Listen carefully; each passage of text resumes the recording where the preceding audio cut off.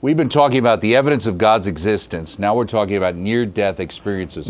How do you see the recounting of near-death experiences relate directly to the evidence for God's existence? I mean, maybe it's the evidence that there's another sphere or another plateau, but how does that relate to God? Well, it does in a couple of different ways. I mean, the first thing is, there's considerable evidence for the survival of our consciousness, of our self-consciousness after bodily death. And the reason that evidence is very good is because during a near-death experience, what's reported is that like almost a spiritual body, if I can call it like a soul-like body, leaves the physical body.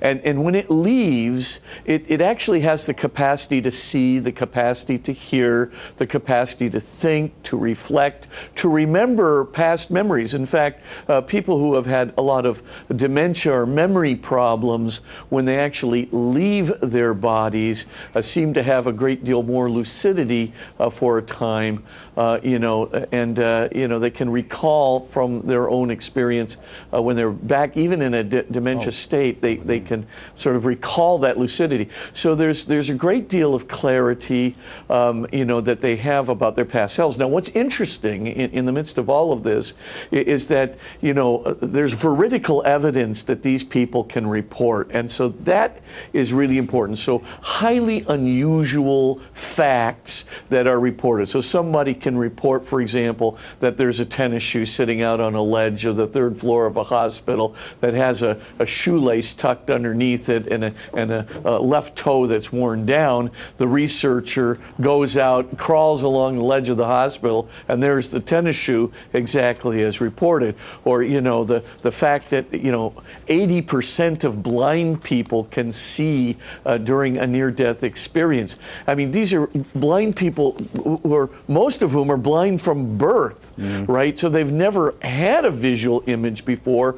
They can do comparative shape analysis and comparative color analysis. For example, the color of that nurse's hair is the same as the color of the shoelace of this other nurse, or whatever the case may be. And of course, how in the world could a blind person, they may not know that the color is red, right, but they know it's the same color, and obviously they can give proof of the fact that they have, some visual index, whereas before they had nothing. Now, you can't drum that out of your imagination. If you haven't seen anything before, you're not going to drum a visual image out of your imagination. And these are some of this vertical evidence and some of this, evidence of blind people seeing. It's so, well documented now, right? That at this juncture, all the typical explanations like, oh, this is a hallucination, or this is the final throes of the brain before death, or this is some kind of adverse stimulation of the temporal lobe, or this is anoxia, a deprivation of oxygen. All these typical things completely fall apart because, of course, hallucinations or anoxia don't give rise to accurate veridical perceptions. And by the way, even the stimulation of the temporal lobe, right, that's not going to, if you don't have an image of color or an image of shape or comparative colors or comparative shapes in your brain, what image can your physical brain project onto this near-death experience? The answer is none. So, of course, it couldn't be attributable to a stimulation of the temporal lobe in the brain or any other part of the brain for that matter. So all these typical explanations fall apart. And so the first thing you have to say is, hey, there's a lot of very good veridical data for the survival of our self-consciousness, our visual perception, auditory perception, etc., after death.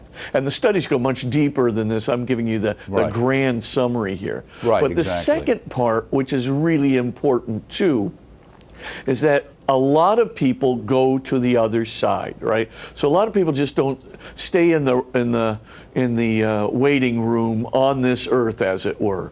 A lot of people don't just, go outside the hospital and see tennis shoes, or go into the waiting room and hear, what somebody is saying about them. By the way, never speak badly about the dead. That's right, you never know, So, right? of course, you never know. You might be I'm telling you, there's a lot of incidents of this.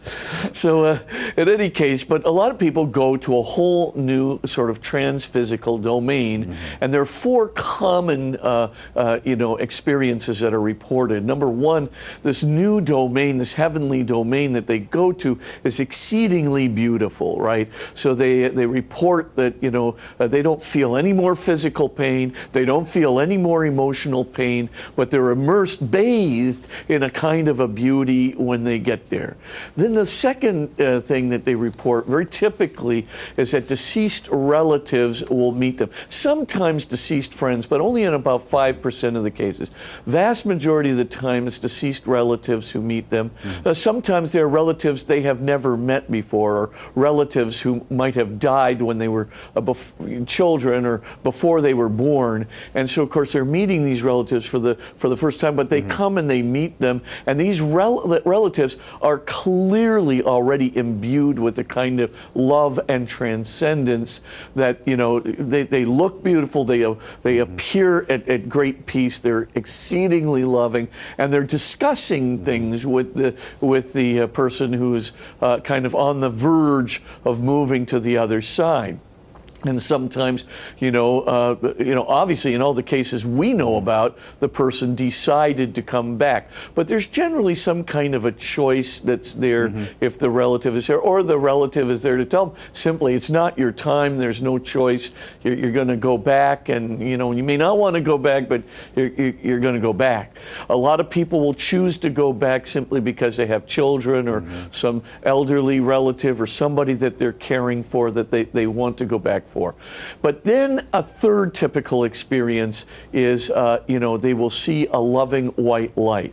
And the loving white light is it's so loving that it literally is bathing this person in love. There's no other experience that, they can compare it to, right? These are very often reported by people who are doctors, right? Who are psychiatrists, right? Dr. Eben Alexander, for example, had his own near-death experience, among others, right, who report this kind of data. And of course, they just say, I have no way of telling you why I experienced it. And well, who did you think it was? The vast majority of the time, they think that this intensely loving white light is God. Sometimes people will say it's Jesus, and sometimes they will say it's an angel or something of that nature, but generally they will say it is God himself. And then, of course, the fourth experience, which is often happens with children, right? And by the way, children who undergo clinical death, 85% of them have near-death experiences. Oh, I didn't know that. Wow. And the okay. vast majority of those are, and they're very, very positive near-death experiences. But what I was going to say is that they also see Jesus. So Jesus appears frequently in their near-death experience when they cross over to the other side. But of course, all of them return to their bodies, and when they return to their bodies, they're changed for life. I mean, essentially, you have another kind of veridical data that's there because they don't experience death anxiety anymore. And by the way, religion doesn't control death anxiety. So a very spiritual or religious person who even has a lot of confidence, in God and confidence in the resurrection, confidence in Jesus, still will experience, maybe a slightly lower amount of death anxiety, but to experience no death anxiety, that seems to be universally peculiar to people who have had a near-death experience. And by the way, even if they had a near-death experience as a child, that absence of death anxiety persists right into their 30s or 40s, and this is monitored and tested.